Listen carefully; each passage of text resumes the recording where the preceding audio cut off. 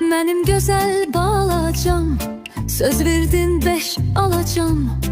Oğlan isə tərsinə, hazır değildi dərsinə. Mahnı züm edir, məktəbə tərəf gedir. Buz çıxır qarşısına, diqqətlə baxır ona. Yoldan çıxarır maraq, çıxır buz üstə qoçaq. Sürüşür birdən birə, dəyir üz üstə yerə. Əl gəzdirir üzünə, söyləyir öz-özünə. Qorxdum əzilər başım, korlanar yaraşığım.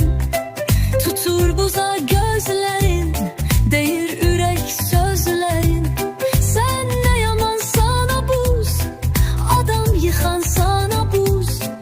Az qalıb ömrün sənin, yaz gələr artar gəmin.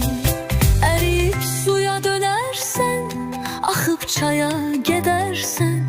Deyinir gedə-gedə, üzün tutur məktəbə. Beləcə bu şikayət yaradır bir hekayət. Çevrilir buz şeirinə, gəlir çıxır bu günə.